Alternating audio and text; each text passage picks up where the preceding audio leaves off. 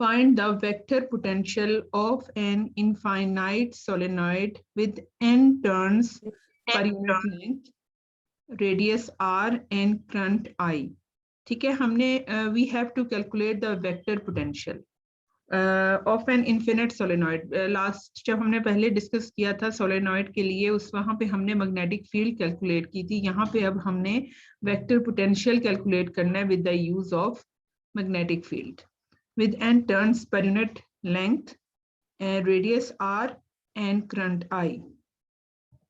Now, basically, we know that कि what is the formula of वैसे B जो है वो that is B is equal to del cross A होता है ना, लेकिन यहाँ पे हमने जो है वो यूज करना है एक मेथड कि हम क्या करते हैं कि अगर हम इसका लाइन इंटीग्रल ले लें A डॉट DL, तो A डॉट DL को अगर हम इसका लाइन इंटीग्रल लेंगे तो we know that according to Stokes theorem A dot DL जो है उसको हम इस तरह भी लिख सकते हैं del cross A dot DA, that is according to the Stokes theorem. ठीक है, अब ये जो del cross A dot DA लिखा है, अब डेल क्रॉस A क्या हो जाएगा, यू नो दैट के B is equal to del cross A। हमने वेक्टर पोटेंशियल की जो एक इक्वेशन हमने लिखी थी B is equal to del cross A, तो ये जो डेल क्रॉस A है that is equal to B, so B dot DA, and you know that this expression is called flux। ये क्या होता है, ये आपके पास फ्लक्स होता है, B dot DA is equal to flux। so यानी इसका मतलब ये है कि where phi is the flux of B through the loop, this is ये जो है एम्पेयर्स लॉ, यानी कि हम एक तो ए डॉट DL हमने कह दिया that is equal to flux, और आपको पता है कि जो एम्पेयर्स लॉ होता है that is B dot DL is equal to mu naught I enclosed. ठीक है, अब यहाँ इस इक्वेशन में आप देख लो कि इनफैक्ट इसमें हमने क्या किया है, ये इक्वेशन ऑलमोस्ट इस तरह से है कि B जो है वो हमारे पास A के इक्वल है। ये दोनों एक्सप्रेशंस को देखें कि B जो है दैट इज A, अगर हम रिप्लेस करते हैं इसको B और A जो है वो एक दूसरे से, B जो है that is equal that goes to A and mu naught जो है वो किसके जैसा है, पाई की तरह। मतलब ये दोनों एक्सप्रेशन को आप देख लो कि इक्वेशन 5.71 एंड दिस एक्सप्रेशन जो है वो उसको हम ये कहते हैं कि B जो है A है and mu naught I enclose जो है वो फाई है। इफ सिमेट्री, अब इसमें ये है कि आपने ये जो फॉर्मूला है, ये जो ऊपर हमने लिखा है 5.71, इसको यूज करके हमने कैलकुलेट करना है A की वैल्यू। ठीक है, अब हमारे पास क्या है कि हमें कैलकुलेशन करनी है सोलेनॉइड के केस में, तो हम यूं कंसिडर करते हैं कि जो एम्पीरियन लूप है वो या तो इस, अगर ये सोलेनॉइड है आपके पास और वहां पे ऊपर आपको गिवन है कि सोलेनॉइड का रेडियस कितना होगा R के इक्वल, ये जो R है। ठीक है, अब दो एम्पीरियन लूप हमने लेने हैं, एक इनसाइड द सोलेनॉइड और एक आउटसाइड द सोलेनॉइड। ठीक है, अब एम्पीरियन लूप जो है जब हम लेंगे तो हम ये कंसिडर करते हैं कि उसका जो यहाँ पे देखें the vector potential is circumferential using a circular Amperian loop. ये मैंने वैसे ट्रायंगल रेक्टेंगल सा बना दिया है, लेकिन ये बेसिकली सर्कल होगा। ये जो है ना सोलेनॉइड के अंदर, यू नो दैट के सोलेनॉइड भी सर्कुलर फॉर्म में होता है, तो जो एम्पीरियन लूप इसके अंदर होगा वो भी सर्कुलर फॉर्म में ही होगा। ठीक है, तो सर्कुलर फॉर्म में होगा तो इसकी जो रेडियस होगा ना इनसाइड जो अंदर वाले एम्पीरियन लूप का, वो किसके इक्वल होगा, S के।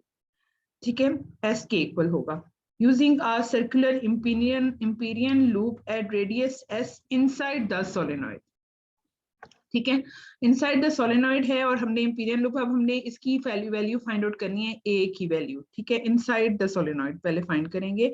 तो अब ये देखें यहाँ पे A डॉट DL है, यू नो दैट कि इनसाइड द सोलेनॉइड अगर हम लेंगे तो A जो है वो अंदर A की वैल्यू तो कांस्टेंट रहेगी A, तो यहाँ पे जो चेंज आएगा यानी DL जो है वो हमारे पास किसके इक्वल आएगा, 2 पाई S के। ठीक है, जैसे ये देखें inside the solenoid A dot DL is equal to B dot DA, ये एक्सप्रेशन मैंने लिखी है, A dot DL is equal to B dot DA।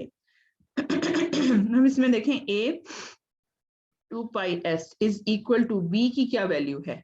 b हमने पहले फाइंड आउट किया था सोलेनॉइड की केस में कि the b is equal to mu naught N I, किया था ये, याद है। b इसके इक्वल था, b is equal to mu naught N I. जब हमने सोलेनॉइड की लास्ट टाइम एक एक्सप्रेशन फाइंड आउट की थी तो b is equal to mu naught N I. और इस केस में dA क्या होगा, dA यहाँ पे हमने dl लिखा था, यहाँ पे हमने dA लिखना है। dA इज द एरिया, ये आपके पास सरकमफेरेंस है, यहाँ पे आपने एरिया लिखना है। तो एरिया किसके इक्वल होगा, इस इनसाइड इस इंपीरियल लूप का पाई एस स्क्वायर। ठीक है, समझ आ रही है यहाँ से स्टूडेंट्स। Yes. ये देखें ये पाई एस स्क्वायर है, ये हमने एरिया लिखा है।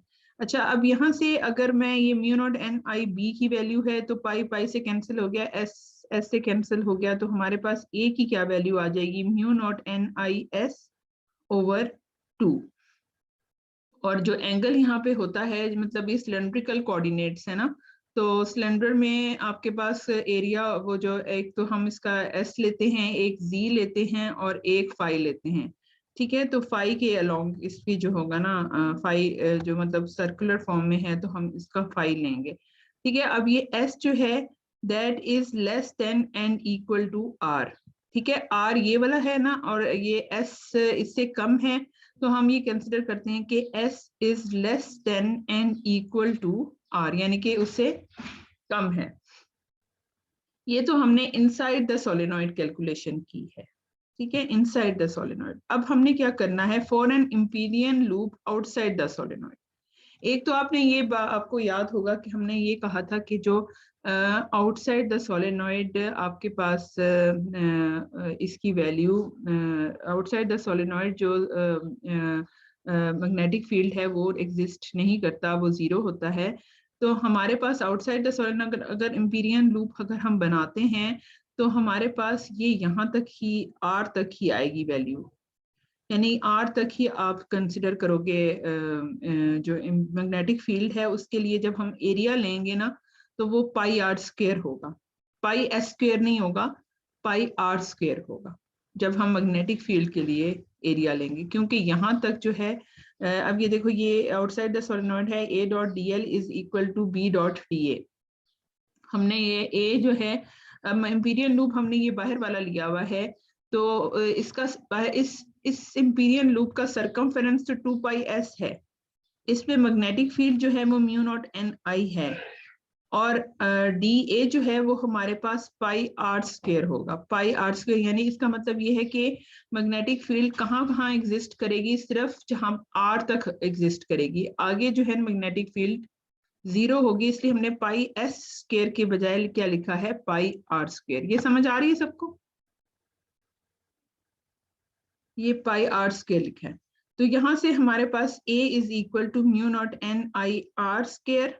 ठीक है, आर स्क्वायर पाई पाई से कैंसिल हो गया, we have mu naught N I R square over 2s pi unit vector. अब इसमें s जो है वो greater than and equal to r होगा।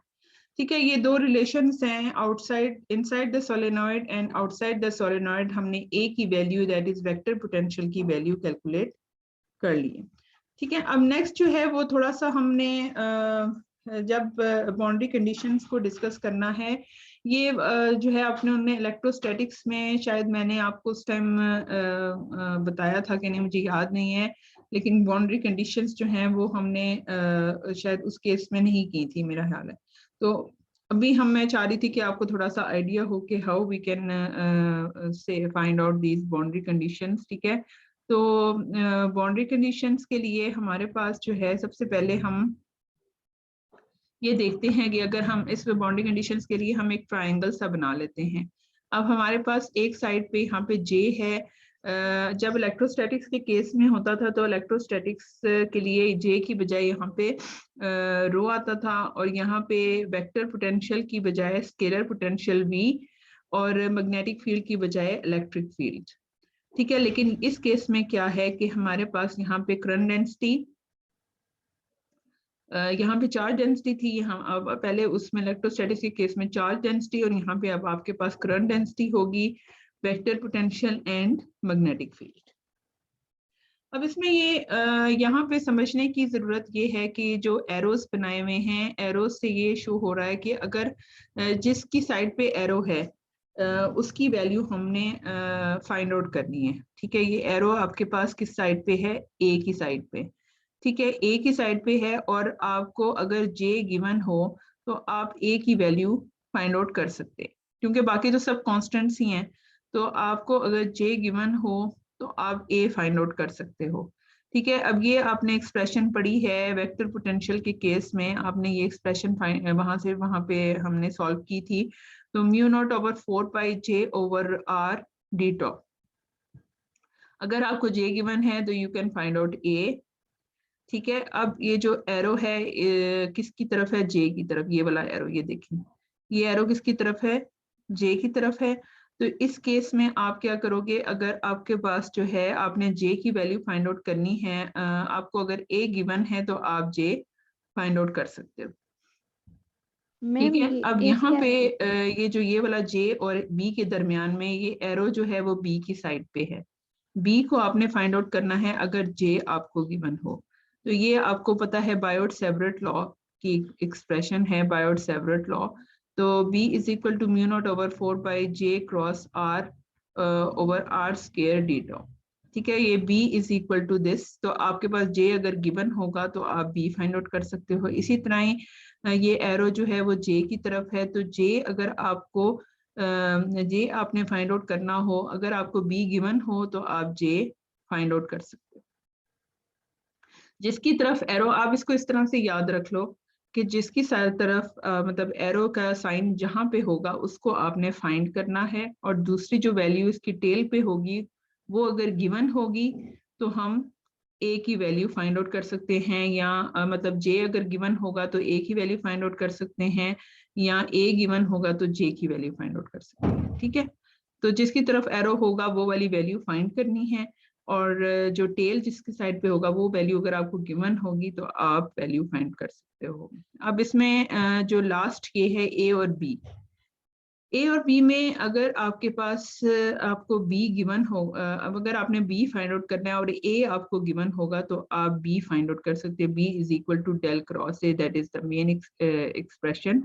लेकिन अगर आप, ये ऐसा बहुत कम होता है, यहाँ पे इधर कोई भी इक्वेशन नहीं है, that is the missing link, and unlikely होता है कि अगर आपको बी गिवन हो और आपने ए फाइंड आउट करना हो, वो इस एक्सप्रेशन से आप नहीं फाइंड कर सकते। वो आपने किस तरह से एक्सप्रेशन से फाइंड आउट किया था, जो इस तरह की एक्सप्रेशन है। लेकिन ऐसा बहुत कम होता है कि आपके पास जो है वो बी गिवन हो और आपने ए फाइंड आउट करना हो। ठीक है,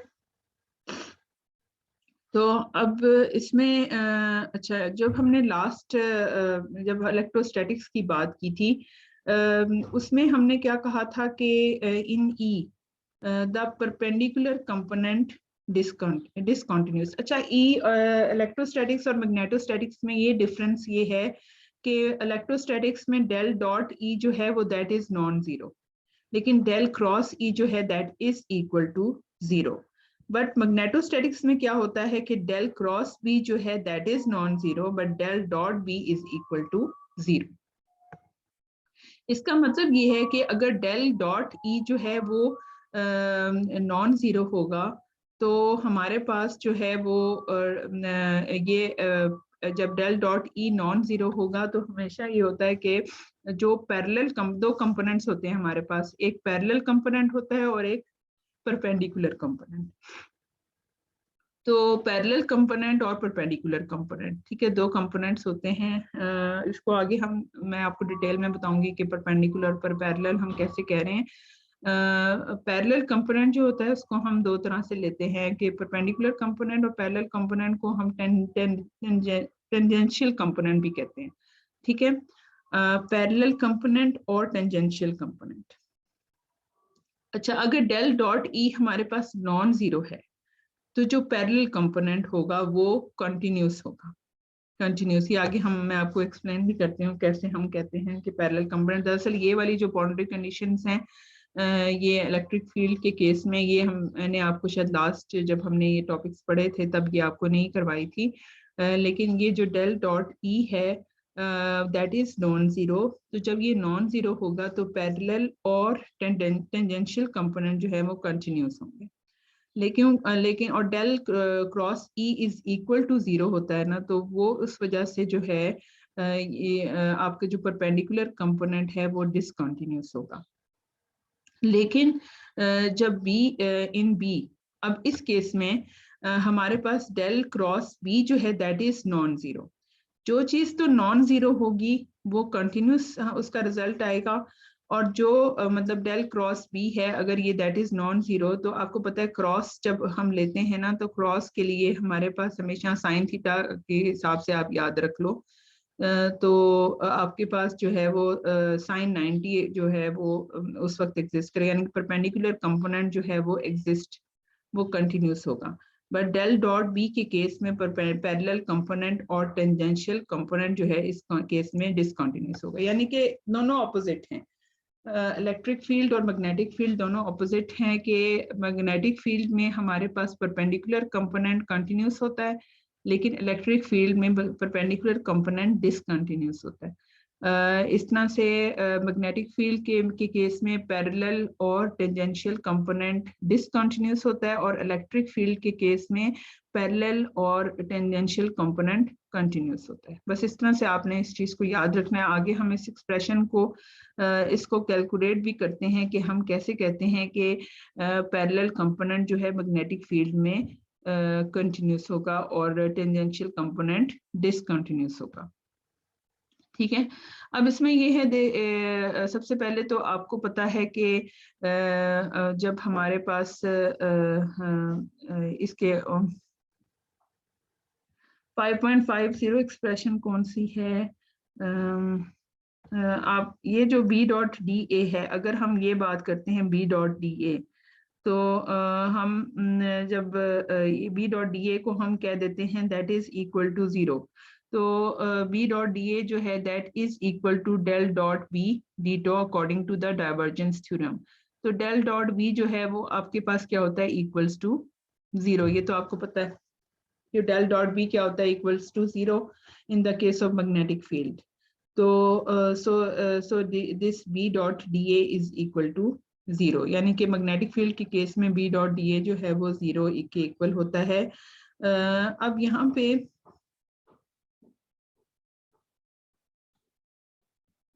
ये देखें, अगर हमारे पास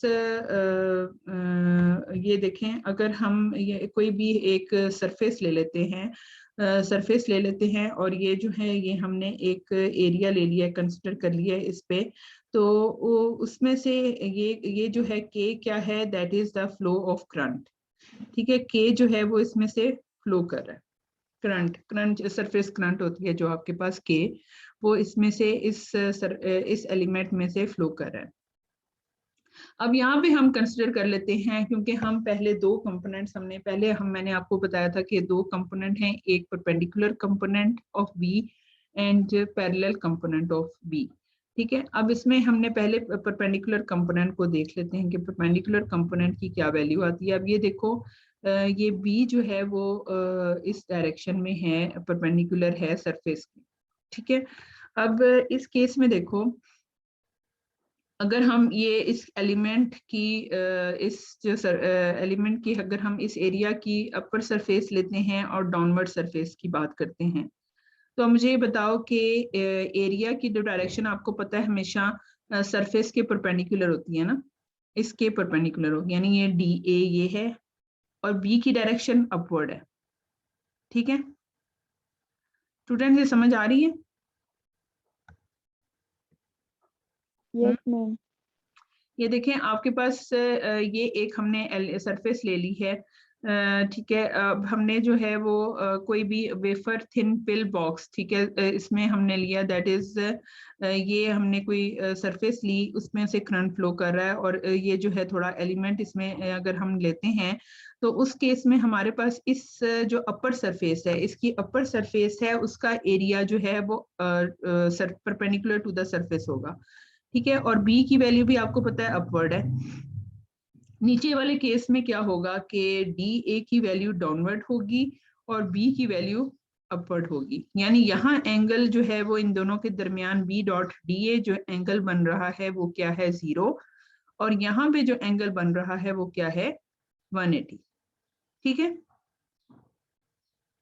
और इस साइड पे देखो क्या एंगल बन रहा है, इधर डी ए जो है वो उसकी डायरेक्शन ये है और बी की डायरेक्शन अपवर्ड है।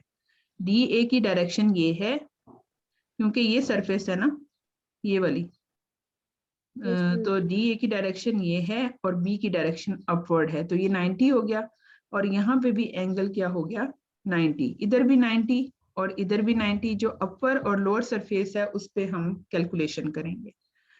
ठीक है, मैम ये तो अपर और लोअर सरफेस पे ये मैग्नेटिक फील्ड जरा बता देंगे, ये अपर और लोअर हाँ ये देखो ये मैग्नेटिक फील्ड ये है ना, ये मैग्नेटिक फील्ड है और ये भी है, मतलब दोनों मतलब मैग्नेटिक फील्ड की जो डायरेक्शन है हमने ये ली हुई है, वो अपवर्ड सर अपर मतलब टुवर्ड्स जेड एक्सिस ना, यानी अपवर्ड Yes, ma'am. साइड पे, तो इसका बी जो है वो भी ऊपर होगा और इसका बी भी यहाँ पे भी ऊपर होगा, तो जो नीचे वाली लोअर सरफेस है उस पे एंगल 180 होगा, अपर सरफेस पे एंगल 0 होगा। ठीक है, इन दोनों Yes, के ma'am. दरमियान, लेकिन जो इधर और इधर लेफ्ट और राइट पे जो एंगल होगा वो 90 होगा। ठीक है, तो यहाँ से हम जो है वो ये कंसिडर करते हैं कि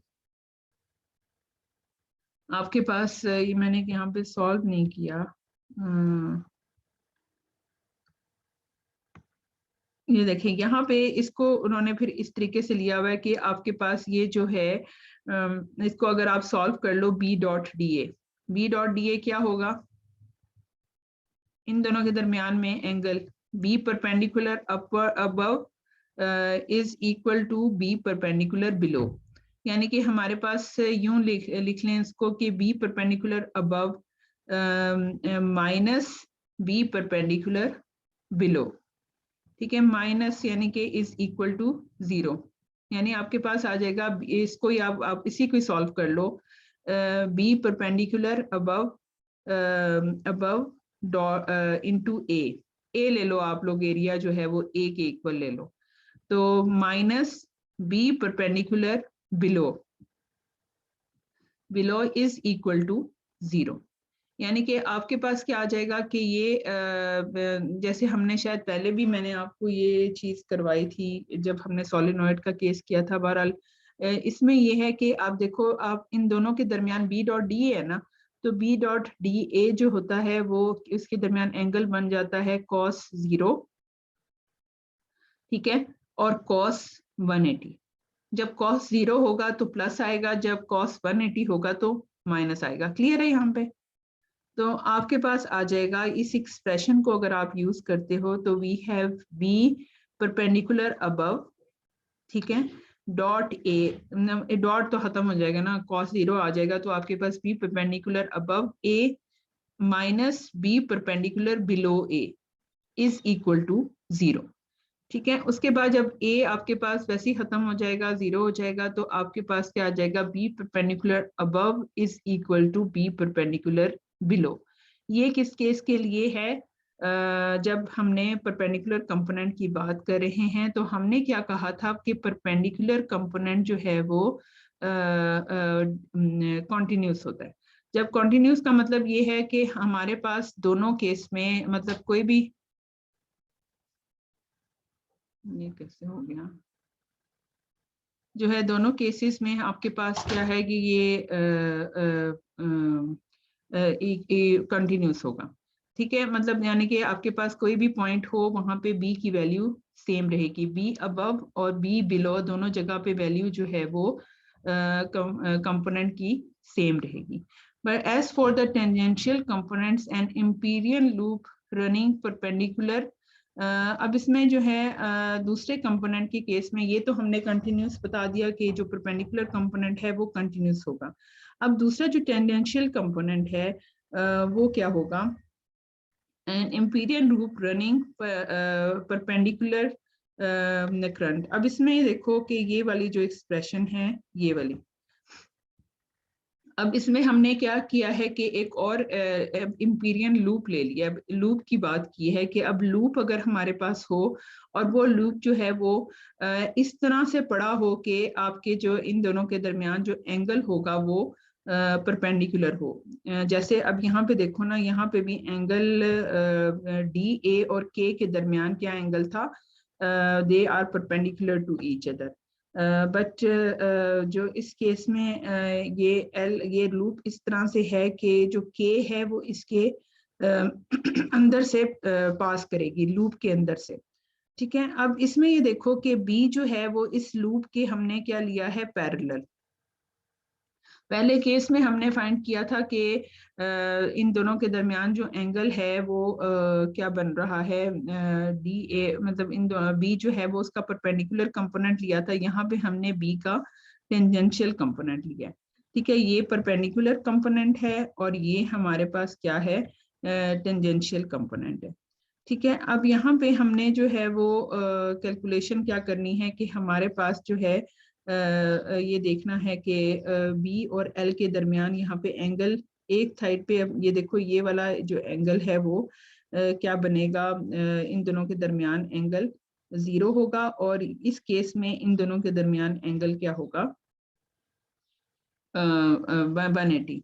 ये जो नीचे वाला लूप है, ये ऊपर वाले लूप के लिए बी डॉट, अच्छा हम यहाँ पे B dot D L calculate कर रहे हैं। ठीक है, बी डॉट डी एल जो है वो आपके पास क्या होता है, v dot D L is equal to, आपको जो पता है एम्पेयर्स लॉ क्या होता है, v dot D L is equal to mu naught I enclosed. ठीक है, और आई इनक्लोज्ड आपको पता है इक्वल होता है के एल के, K L K is equal to I over L होता है ना, K is equal to I over L, K is equal to I over, ठीक है। तो मतलब के जो है I, K is equal to I over L है current per unit length, K is equal to current per unit length. तो so हम आई को लिख सकते हैं म्यू नॉट के एल, यानी कि B dot D L is equal to mu naught I enclosed and that is equal to mu naught K L. ठीक है, तो हमने यहाँ से जो है वो बी, और जब हमने लूप की बात कर रहे हैं तो पैरेलल कंपोनेंट फर्स्ट केस में, इस केस में पैरेलल कंपोनेंट इन दोनों के दरमियान बी डॉट डी एल के दरमियान एंगल 0 बन रहा है, और जब हमारे पास इस साइड पे होगा तब कौन सा एंगल बनेगा, 90, वो तो 0 हो जाएगा, ये वाली जो साइड है। ठीक है, ये वाली साइड के लिए 180 एंगल बनेगा, और जो फिर ये वाली फिर अगेन साइड आएगी इसके लिए एंगल 0 हो जाएगा, सॉरी 90 हो जाएगा। तो इस केस में बी और एल जो है, B parallel above that into L एक आ जाएगा, और minus B parallel below into L. So यहाँ से हम ये लिख सकते हैं कि एल जो है, ये वाला एल और ये वाला एल कैंसिल हो जाएगा, तो we have B parallel above minus B parallel below is equal to mu naught K. अच्छा, अब ये देखो यहाँ से हमें क्या शो हो रहा है कि जो पैरेलल और टेंजेंशियल कंपोनेंट है वो डिसकंटिन्यूस होगा, यानी इसका मतलब ये है कि इसके दरमियान ये एंगल, मतलब ये इक्वल टू 0 नहीं है, that is equal to B parallel above minus B parallel below is equal to mu naught K, यानी कोई वैल्यू आ रही है। जब कोई वैल्यू आएगी दैट इज डिसकंटिन्यूस, लेकिन जब वैल्यू नहीं आएगी, 0 होगा, तो फिर हमारे पास जो है दैट इज कंटिन्यूस। ठीक है, ये हमारे पास जो है थोड़ा सा हमने इसको देख लिया है, ये बस आगे से इसको रहने दें। नेक्स्ट जो है वो हम ये multipole expansion of the vector potential. अच्छा, 4 मिनट्स रह गए हैं इस फिर हम ऐसा करती हूँ, मैं एंड कर लेती हूँ, और नेक्स्ट जो है वो फिर हम इसकी रिकॉर्डिंग फिर से मीटिंग ज्वाइन कर लें आप लोग, ठीक है, यस मैम। क्योंकि ये 4 मिनट्स रह गए हैं तो फिर ये बीच में बंद हो जाएगा। तो आप लोग को मैं दोबारा लिंक देती हूँ। सही है मैम। जी, रोटी पक्की मंगवाती हूँ, मैं सारा कुछ खा रही हूँ, मुँह तो होने लगी। अच्छा ठीक, ठीक है। ठीक। कपड़े छोटे इस्त्री होए